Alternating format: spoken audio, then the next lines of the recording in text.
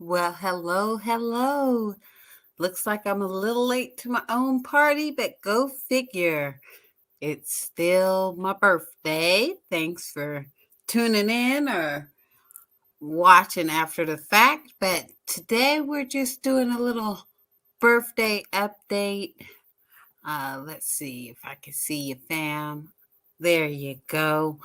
A little birthday update to last year. Last year I had the slide up. As you can see, last year was my 50th. I updated it with a 51, Um, and last year was what was known as the Great Conjunction. So, what I decided to do was it was supposed to be the time when the veil was the thinnest. Jupiter and Mars were going to be close enough to kiss. It was a once in a lifetime, if it happens during your lifetime, event. So last year, I manifested my, um, wishes and wants and desire for reparations. And here in California, we are working on it. But let's have a little recap of what last year we were doing. If you hang with me, I'm just going to, you know, seal these jars with sage and ask the ancestors to manifest prosperity and to suppress supremacy in all shapes and forms. So, with that, we have this stone here that has the word karma engraved on it. And we'll put that on the binding jar there. Then we have this stone that says magic on it. And we will put that stone on the rising jar. All right. And I won't take the time to fill the grief bags now, because for everybody who is still hanging with me, I just want to, get on to the fun birthday and great conjuncture stuff and everything that's going on. So we were just, oh no, I put the wrong one. The dark bag goes on the binding jar. Again, this is my first time. Y'all bear with me. My doctor told me, be careful. You playing with this magic and stuff. I'm like, for one, I'm not playing. For two, this is, again, my lineage. So I'm just doing what I feel is coming from me in my heart at this very moment.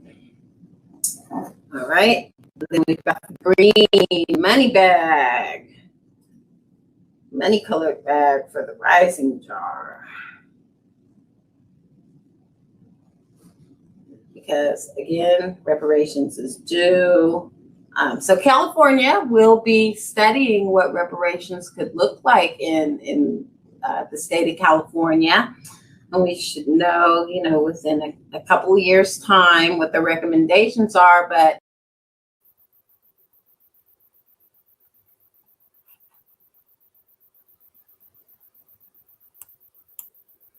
yeah, so that was the karma jar you saw there in full effect. Pull that up again. Karma. And I think a lot has manifested over the last year. As I was saying at the end there, AB 3121 had just been signed into law. The task force hadn't even been established yet. which now it is. And actually, it's 5 meetings in out of the 10 that are scheduled for the California Reparations Task Force while it is in session. Um, and that session will wrap in 2023, June of 2023. But right now, we are right on schedule. So, again, at the time that I, did the manifestations on the Great Conjunction, which was also my 50th birthday. December 21st, here we are. Like I said, we are still within the realm of Saggy season. Sagittarius in December. December 21st is actually on the cusp. So tomorrow it's going to be Capricorns. You guys can take it away. But for now, it's Saggy season. It's also winter solstice, which is the shortest night of the month. So, I better make this quick. And it's really going to be quick. I'll probably just do some touch points on all the reparations activity that has happened since last year when AB 3121, like I said, which was to establish the task force, but the task force hadn't even happened yet. So a lot has happened in the last year. And let's get to it. Looks like they've got something going on in Boston. Boston could be next city to consider reparations for Black residents. Let's see. At the end of Boston's Long Wharf is a glass metal slab that tells the story of the city's role in the transatlantic slave trade. The monument stands to remind those walking along the waterfront that Boston was a hub for ships carrying African people who were sold into slavery. The marker could be seen as a symbol of how the city is grappling with its past. But when it comes to slavery and centuries of systemic racism that followed, folks like NAACP Boston President Tanisha Sullivan wants more than symbols for Black people. They want reparations. Yes, indeed, we've had our fair share of symbolism. So enough of that. I mean, symbolism is fine when it comes with, something tangible. For instance, the Freedman Bank has been heavy on my mind. That wasn't symbolic. That was something tangible. And they're taking that away, whereas they're just giving us symbolic stuff like Juneteenth, which isn't symbolic. We've been celebrating it anyways, is what I'm saying. So it's not like we needed federally governed permission to do that. But we got Hip Hop Day and something else that, is not going to make a hill of beans of difference in the end. But maybe in history, future history. But right now, we know what it is. All right. Descendants of displaced Black community are seeking reparations from University of Georgia. Over 50 years ago, a Black community in Lymantown, Georgia, was destroyed to make way for the expansion of the University of Georgia. According to NBC News, the descendants are now demanding that the university pay them reparations for their ancestors being displaced. According to Athens Clarke County documents, the Housing Act of 1949, a federal urban renewal program, played a crucial role in gentrifying the all-Black neighborhood. The legislation sought to transform blighted neighborhoods in order to build public housing or private commercial properties in the same location. Eminent domain was deployed by the city of Athens, Georgia, to remove 50 Black families out of Lymantown on behalf of the university. The documents state that the University System of Georgia secured an urban renewal act with the city to clear out the total slum area, which now exists off Blackster Street.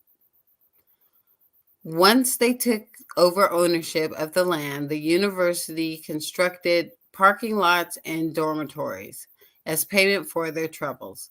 The residents of Lymantown received as little as $14,450, around $12,000 today, for their seized properties, according to county documents. Haiti Thomas Whitehouse, the former resident, still has treasured memories of her childhood in Lymantown, a thriving all-black 22-acre neighborhood at the time. The town had plumbers, electricians, construction workers, beauticians, and was a self-sustaining community. And I found that article at ebonynews.times. Sounds like the University of Georgia definitely needs to pay up.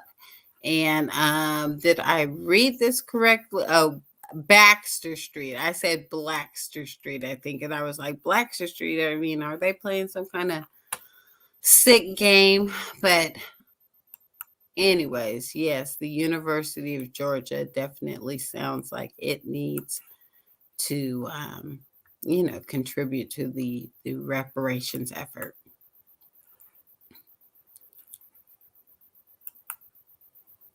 Okay, here's an editorial. Reparations. Who qualifies and who pays? And this was back on August the 2nd. Denver Gazette looks like the name of the publication, and the source cited below. Here's a question for Denver Mayor Michael Hancock as he champions a national effort to pay reparations to the descendants of African slaves. Shouldn't the compensation be means tested, a cap on payments based on income, so the rich don't take advantage? Otherwise, some fabulously wealthy people could qualify.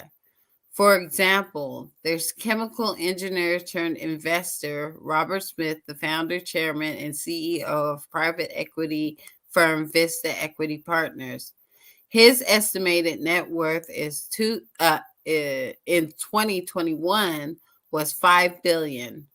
Worldwide technology founder and champion David Stewart is worth $4 billion. There's beloved talk show persona, author, and philanthropist Oprah Winfrey, $2.7 billion. Rapper, producer, fashionista Kanye West, $1.8 billion. NBA legend Michael Jordan, $1.6 billion. Rapper, music mogul Jay-Z, $1.4 billion. And actor, movie maker Tyler Perry, $1 billion. Yeah, when people usually run down this list, it's like if they leave off Jay-Z, I'm like, you forgot Jay-Z and Beyonce. Who else is on that list that doesn't exactly sound equitable in terms of, the racial wealth gap? Okay.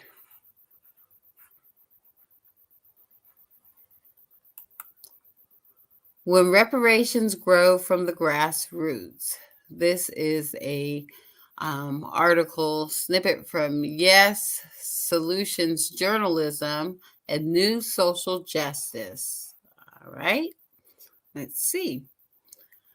When reparations grow from the grassroots. Until federal reparations happen, local organizations across the country are stepping up.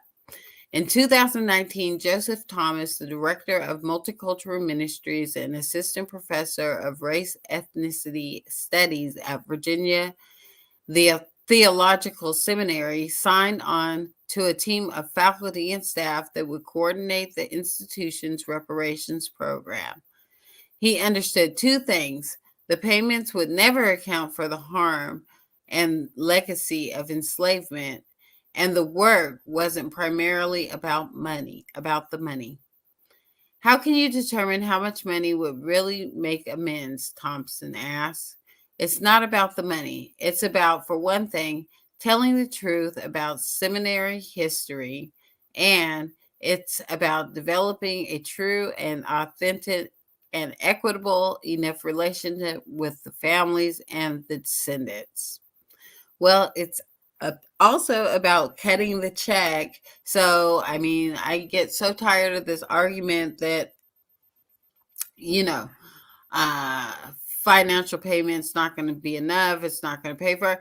It would be a start, and it's better than just living in abject poverty. And it's a debt that's owed. So, I mean, it's really insulting the way that they're holding on to our inheritance.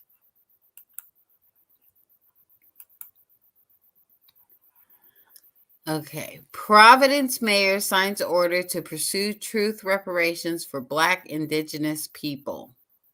This was published on July the 16th. Okay. So, with some of these articles, there were, about 25, 27, between 25, 7, 30 articles on reparations movements happening across the country in different states and municipalities. But some of these articles are from, July, June, back when Juneteenth and that whole symbolism of the Juneteenth day being anointed into federal charter. Yeah, a lot of the articles and a lot of the lip service was happening back then, but we need to keep our, city officials accountable, because other than that, they'll go silent on reparations. So it's up to all of us, me included, to stay on these city officials and hold them accountable for their promises that they've been making on reparations. Okay. So, promises in Providence. Mayor Jose Alorza on Wednesday signed an executive order to pursue a truth telling and reparations process in the city. Although exactly what form of reparations will take place is yet to be determined, today's announcement is a commitment that we are making to a process, Alorza said. During a news conference at the Dexter Training Ground, a green space next to the Cranston Street Armory, where the 14th Rhode Island Heavy Artillery, the first Black company from Rhode Island to serve in the Civil War, trained and camped. Political leaders for years have discussed the idea of reparations as financial compensation for the Black community for the wrongs of slavery and the decades of racism and discrimination that followed.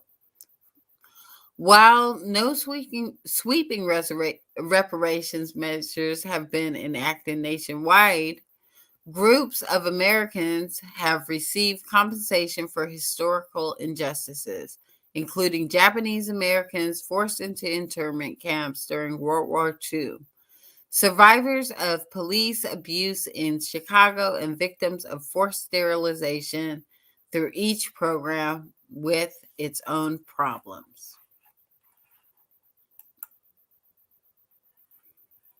All right.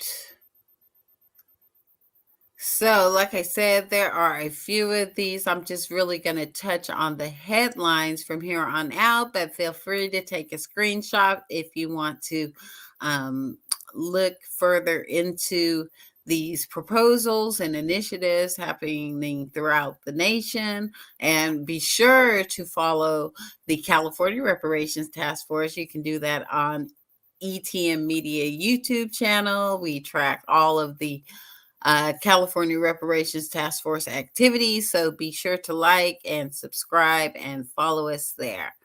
And let's just get through some of these other initiatives that are taking shape on reparations. Durham commits $6 million for reparations in approved budget. Oh, this one is interesting because it says $6 million is approved, but need to keep a watchful eye, those out in Durham, on how that $6 million for reparations is going to be allocated. Durham is showing what providing reparations for slavery could look like by actually trying to do it. The city's budget for the next fiscal year includes $6 million that will go towards green and equitable infrastructure in historically Black neighborhoods. Durham intends to allocate money every year going forward. Well, I guess that answered my question. So, green and equitable infrastructure.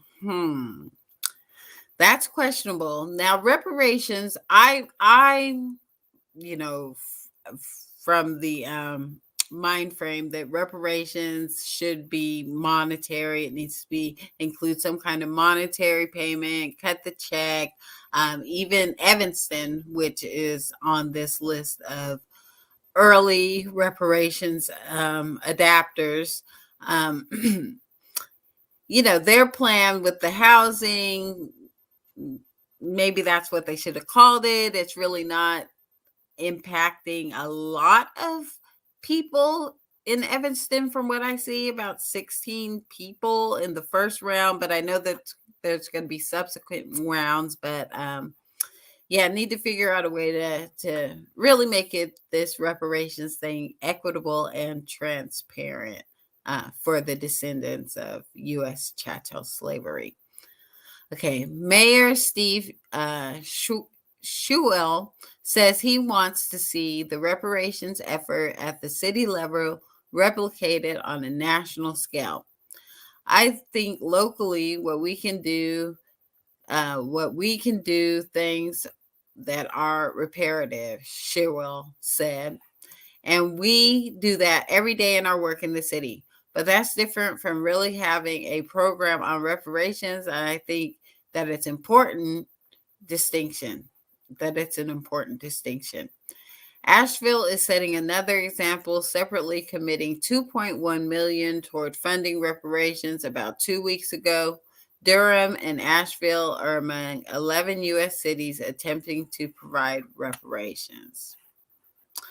Sounds like they are referring to the Moore Mayor Initiative, which Sacramento Mayor Darrell Steinberg is a part of. I actually have a short clip on what he said about reparations over the last year. And let's see why St. Paul Church is making reparations for racial inequality. All right, so that's one that we can look into, or you can look further into St. Paul Church making reparations.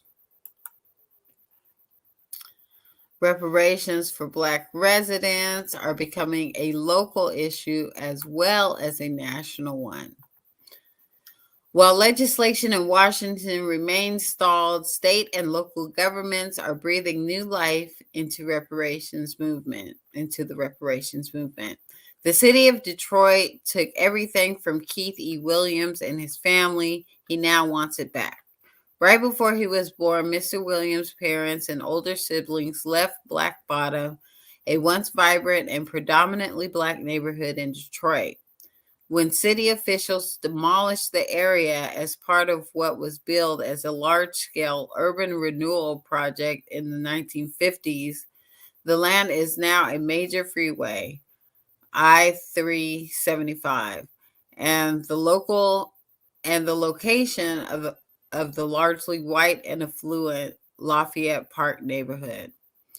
Although city officials claimed it had successfully relocated the Black Detroiters who once lived there, no independent source ever confirmed those assertions. According to the Detroit Free Press, Mr. Williams' family, who are among 43,096 displaced residents and an additional 409 Black business owners, struggled to rebuild their lives.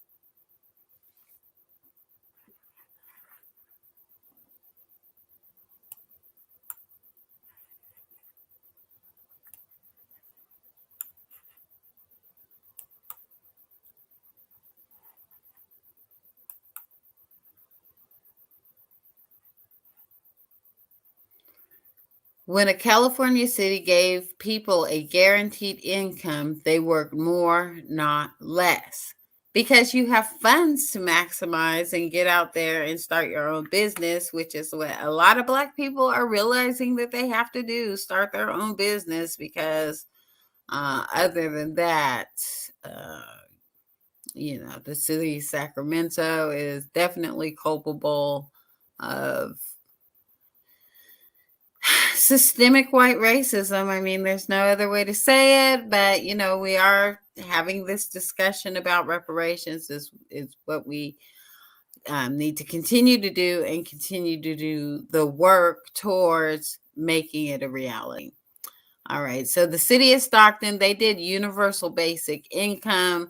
From what I could see, they don't necessarily have a reparations plan going, and the mayor, Michael Tubbs, that put in the universal basic income. He's no longer mayor, but if you're in the Stockton area, you may want to look in deeper into that and see if there are any reparations groups that you can get involved in. NAASD, that's NAASD, is a national reparations group. So look up your nearest chapter. All right, what's here? Okay, you are allowed to have a voice. Asheville leader calls for public input on reparations. All right. Asheville, the city of Asheville is currently asking for community members to fill out a survey for its reparations process. Just making sure that every everyday person who lives in the community doesn't feel intimidated about filling that application out, said Brenda Mills, Asheville's interim equity and inclusion director. Residents voicing their opinions on reparations is just a few clicks away, Mills said. We want the community to feel every step of the way. I was asked, I was allowed to speak, I was allowed to tell my story, I was allowed to be part of the process, she said. So, looking for community input, much like the California Reparations Task Force out here in their community engagement efforts that they have going with that task force. Greenbelt to create reparations commission after referendum vote. Okay, that's Greenbelt, Maryland. Residents of the small city of Greenbelt have voted to create a commission to study options for paying reparations to Black and Native American residents. While there has been some momentum in the reparations movement in Maryland and nationwide recently, this is the most significant step towards reparations in the state. Greenbelt is great, and it's always been great in many ways from day one, said May Colin Bird in an interview with Decis. But to this day, we see some of the vestiges of Greenbelt's original sin. Greenbelt was built in the 1930s as a planned community during the New Deal. Some of the land on which it was built was previously occupied by Black farmers, and many African Americans helped build the new town.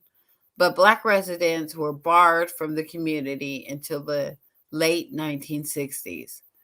Bird, who proposed the referendum, said there are still vestiges of Jim Crow in Greenbelt, with neighborhoods still segregated along racial lines, and white residents much more likely to own homes, while Black residents are more likely to rent. There's a historical rationale for this. There's a moral rationale for this. There's an economic rationale for this. And certainly there's an equity rationale for this, said Bird, referring to the reparations bill. So it looks like Greenbelt, Maryland is on the right track, as we can see from this picture here. Found this interesting, a Black laborer with bricks on his back here. As I read from the passage here, Black residents helped to build this town, but we're not able to enjoy the few fruits of the labor, which is still happening today. I mean, we're um, civically contributing. Our energy is being harvested, but we're not reaping the benefits and rewards, and certainly not in making a livable wage. Which is why a lot of Black people are starting their own businesses and trying it that way. If someone only would have told us that 30 years ago, right? So Greenbelt, Maryland is making its way. Okay, we're just going to go through headlines because it is now winter solstice is over. December 22nd is here, Capricorn season and all that. But thank you for joining me. But I do want to go over some of this reparations, at least the headlines, what's going on, and you can do further research or connect with your local reparations organizations. Again, NAASD is a national organization. Then we have CJEC, the Coalition for a Just and Equitable California, out here in California. We have ARCC, American Redress Coalition of California. That's kind of a NorCal, SoCal branch collaborative. And just, I'm sure that reparations movements are popping up everywhere. I mean, we just all do our part, even, reading headlines on our birthday. All right. So the Daily Yonder. Okay, I like this one. I like their little header here. They say, keep it rural, RURAL. Ha ha ha.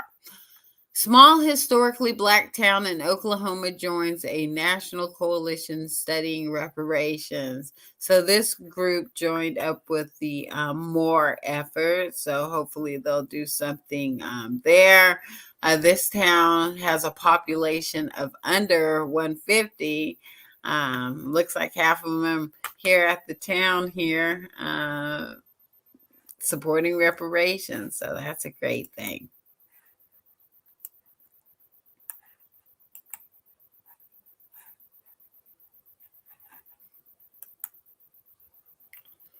Mayor's Reparation and Universal Basic Income Exploratory Committee to hold virtual meeting on Wednesday. So this happened in Rochester, New York. They had a meeting. Looks like they're lumping universal income in with any reparations discussion. So anybody in Rochester, New York, you should be definitely following this. If these meetings are public, you should definitely be aware and join them, even just to listen in.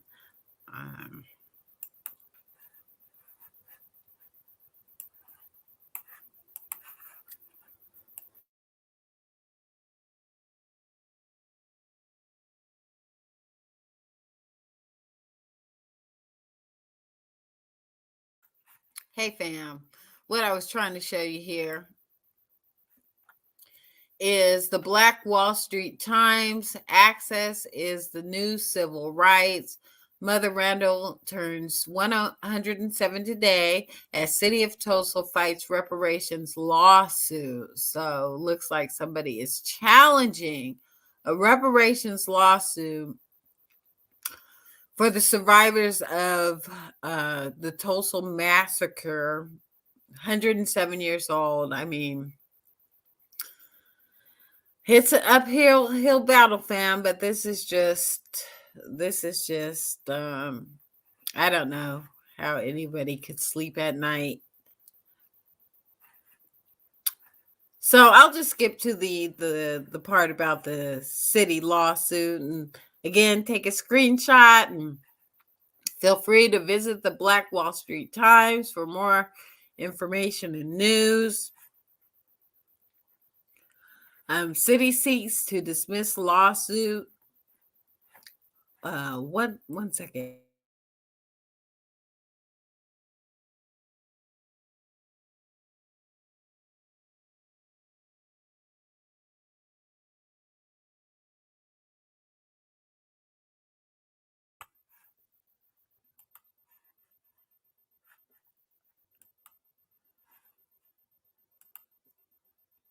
Okay, I'm back. I had to get some water there. Let's see if this would go down. But city seeks to dismiss lawsuit. Importantly, the justice of for Greenwood Foundation, led by civil rights attorney Demaria Solomon Simon, has filed a lawsuit in district court against the city of Tulsa, Tulsa County, and other state entities. The lawsuit seeks an abatement of the public nuisance the massacre created, public nuisance created and has perpetrated for the last century.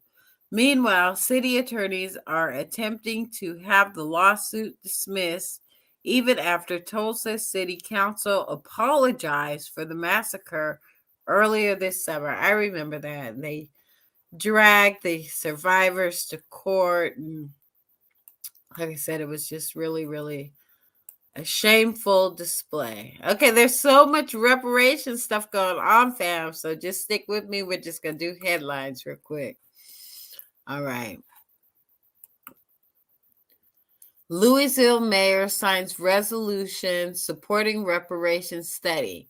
And this was updated on October 14th. Councilman Ja'Cory author, wealth was stolen and wealth must be returned. That is 100% facts, fam. Okay, Detroit voters launching reparations commission. So Detroit is also launching a reparations commission. You could take a screenshot of this. I'm not going to read the whole thing, but as I recall, there's really no accountability for this commission. And I do bring that up as to say, when you're talking to your city officials and your city leaders, know what your ask is. Have a tangible ask for what it is that you want to see happen for reparations. I'm seeing a lot of programs and a lot of, talk about education. These are things that could have been done and should have been done after the enactment of the civil rights. So here we are 50 plus years later. I turned 51 today. So I was born into a civil rights era. And we've gone backwards. We've gone backwards since then. So there's no other, justification for it except for this, ingrained systemic racism. Mayor Lucas signs on to test a reparations program for Black Kansas citizens. So Kansas is another one. Look for it, fam. Woot woot, Sacramento, where you at? So we're really writing our own script here. California Reparations Task Force explores new territory. So I will pull this one up and read it. Here in Sacramento, out here doing the work. This is, the team in the news and all of our efforts being realized. So it's great. The task force final report is expected in 2023. Sacramento, California. California is the first state in the country to develop a reparations task force. It was established when Assembly Bill 3121 was enacted in September 2020. The task force has now held 4 meetings to discuss a history of slavery and the current harm it continues to cause. So this was written October 13th. We have since had the 5th meeting, and the 6th meeting will be coming up in January. So be sure to, just Google California Reparations Task Force, and the website will come up. And there's a lot of information there, including meeting materials. So it's definitely worth checking out. Chris Lochton is a community organizer and the lead organizer with the Coalition for a Just and Equitable California, CJAC. Or like I say, cut the check. see check. Kind of like Czech Republic. That's my little play on it. But yeah, cut the check. He said the coalition is expecting at least 10 public meetings. We work for actual Black folks in the actual community. So our job, as I was saying before, one, help make sure the task force is open, transparent, and responsive to community voices. And then also to help make sure that the task force actually creates strong reparations proposals that get done in the real world, Lodgton said. He explained what was on Wednesday's agenda. The fourth meeting is important because today's meeting are going to be about banking and tax and labor and the influence of structural racism on those particular sectors and industries, and on Black folks who descend from U.S. slavery, Lodgton said. He said, let's see, the last line got covered. Chris said something. I'm sure it was something great. He said also discuss the wealth gap. See, that is important, the wealth gap for sure. All right, so that's what's happening out here in Sacramento. Ending the racial wealth gap through reparations, local policies, or federal reparation. Let's see. Data from the Federal Reserve Bank in St. Louis shows that in 2019, the median white family had about $184,000 in wealth, while the median Black family had $23,000. St. Louis Mayor Tashari Jones is one of a dozen U.S. mayors who are committing to reparations to address the racial wealth gap. Through mayors organized for reparations and equity, they say cities could take a leading role in addressing the wealth gap by implementing local reparations program. The monetary piece is just one piece, Jones said. When I talk about reparations, I talk about reparations, and because we also have to repair the racist policies that have prevented African Americans in this country from participating in the generational wealth that many of our white neighbors have been able to participate in. That's 100% facts. Okay, we're getting close, fam. So, Chicago suburb to become first city to give Black residents reparations. So this is Evanston they're talking about. Approved the measure in 2019 to financially compensate its Black residents to address wealth and opportunity gaps from historical racism and discrimination. So they approved this in 2019, which actually in Evanston's defense, even though we know that their reparations, and I'm doing finger quotes if you could see me right now, reparations program is questionable with the housing vouchers and not many people at all benefiting from this first round. But we don't know how many of those people who are benefiting are descendants. So there's, no real specificity. And I did need to read through the bill closer. I haven't read through it all the way, but just from what I'm seeing, and what I've seen is problematic. Even when they were talking about this is from March 2021, and they did have a public meeting, and I sat in on that public Zoom meeting, and they were talking about how they had to be the first, out the gate with this reparations. They wanted to, they were more, seemed like they were more clout chasing under the reparations. They're like, oh, well, what should we call it? And I said, maybe some kind of a housing voucher or something like that. Restitution, would that work? I mean, something else. Okay. A suburb of Chicago is setting a precedent for racial equality as it moves forward in becoming the first city in the country to fund reparations for its Black residents. But some residents say it doesn't go far enough to truly be called reparations.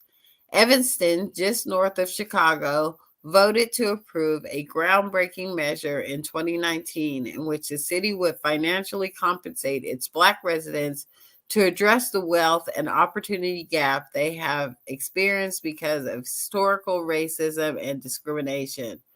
Using community donations and revenues from a 3% tax collected on the sale of recreational cannabis, the city adopted a reparations fund and pledged to distribute $10 million over 10 years. Since then, Evanston officials have been putting together a plan to disperse the money, eventually deciding that the first 400,000 will be dedicated to address housing needs. The city council is expected to vote March 22nd. Like I said, that vote happened, but they did have a public forum before that vote. And, people on there were just saying this not really what reparations is all about. But as officials prepare to move forward with the vote on the first phase of disbursement, some residents say more work is needed before the measure can be classified as true reparations. Yes, more work is definitely going to be needed there. All right, what is happening in New Jersey on the reparations front? New Jersey needs to finally study reparations over slavery, faith leaders and advocates say. Now, this was just posted on December the 8th, 2021, so relatively recent. Say the words. Speaker after speaker implored the crowd. Reparations, the audience responded loudly each time. Dozens of faith leaders and advocates gathered outside the State House in Trenton for a rally Thursday to continue a more than 2-year push for New Jersey to establish a task force to study the history of slavery in the state and consider possible reparations because of it. The demonstrators, organized by the New Jersey Faith Allies for Reparations Task Force, urged the Democratic-controlled legislature to pass the bill, S322, during a lame duck voting session that begins Thursday and ends January 11th.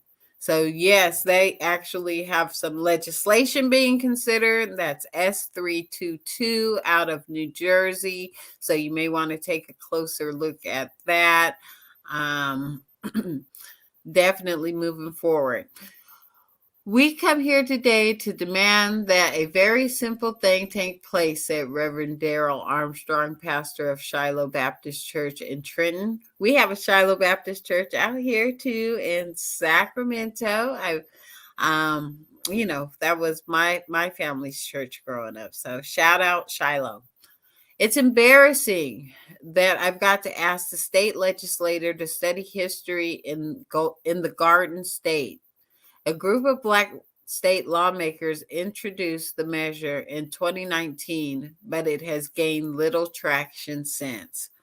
Okay, so if you're out in the New Jersey area, y'all have a whole bill moving through the process. You need to get involved with that, see what you can do to help push it through, whether it be provide public comment, public testimony, write your legislators, let them know that this is of the utmost importance. November 5th, 2021, hundreds of people have applied for Evanston's first reparation initiative. And I believe, like I said, if I'm not mistaken, like under 20 will receive this. So it's like a lottery, or depending on how they're making their selection and the criteria. Evanston, Illinois. The city of Evanston has received more than 500 applications for its restorative housing program.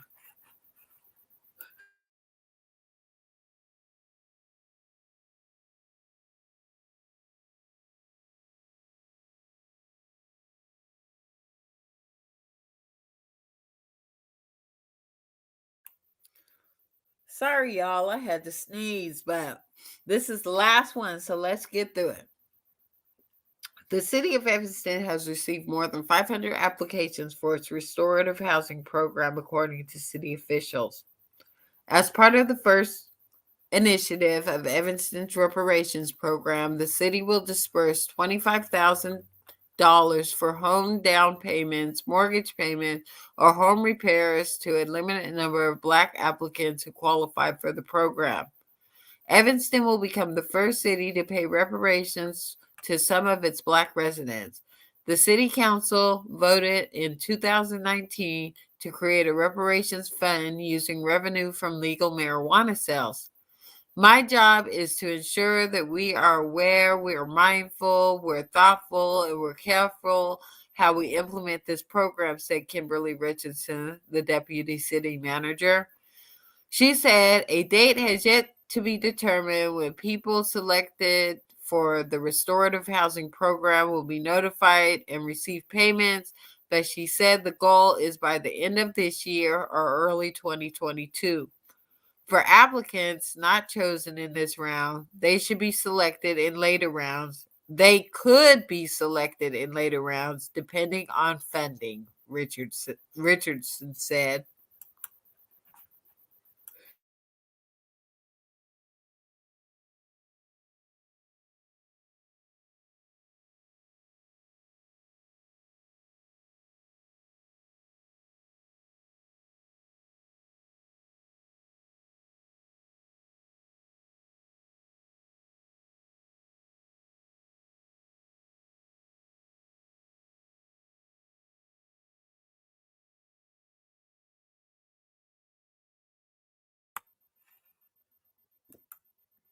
Okay, I'm back.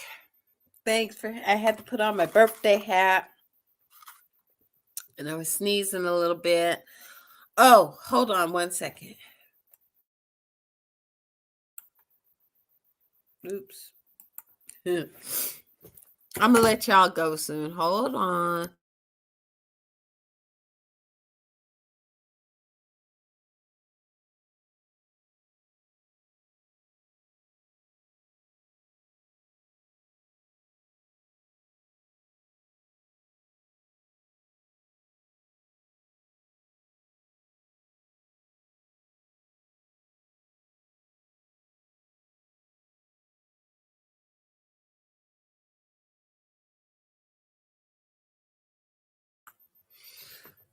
Okay, I am back. And I've got this cupcake, the brand. Um, I got it at a little shop in East Sac. I forget the name of it. Maybe Cortland. My Sagittarius, Cortland's or something like that. But the name of the brand was Kimberly, so of course I had to get it. And this is a maple pecan cupcake. So happy birthday. Happy birthday. And the gift is, just, you know, being given the gift to wake up and, live another day, to fight for what we believe in, fight for our causes. Speaking of which, the Freedmen's Bank, it's just been really disheartening to see what's been going on with them reviving the Freedmen's Bank only to make it a multicultural banking system when this is something of our ancestors. So I know that there's a lot of talk in the community about fighting this, seeing what we can do. I'm definitely for that. So happy birthday, 2021. 2022 is coming up next. See you next year, hopefully with more good news on reparations and updates. But until then, I'm going to make a wish. I'm sure you can maybe guess what that wish is. But just peace, prosperity, and reparations, fam. And I'm going to leave you with, another part of my conjuring manifestation ceremony from last year's birthday, my 50th birthday on the Great Conjunction, when manifestation was high and the veil was thin. Reparations all around, fam. Have a good one. Again, voodoo has to be evil. I did move it to a more discreet area, but my voodoo doll stays with me, and that's one that I have. And then here's another voodoo doll that I have. This one says luck. I got all these traveling back and forth to Louisiana. So my luck voodoo doll here is leaning up against my money tree. We've got my 2020 money tree to manifest prosperity into the future. All right, so this part of the ritual or spell is called the spit kiss.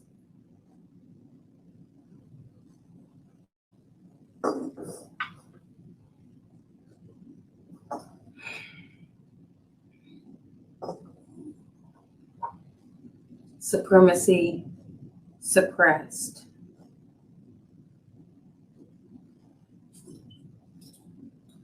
And here's the honey Jaeger.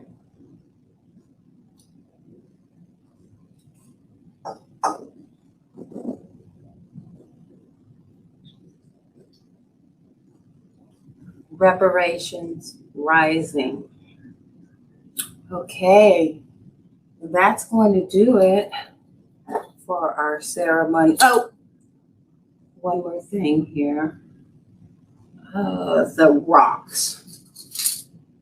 Now, I'm not using names or images, people in the ceremony, because again, that's not what I'm here to do. I'm not casting a curse on anybody. I'm just casting a spell to bind white supremacy, which is still very real in 2020.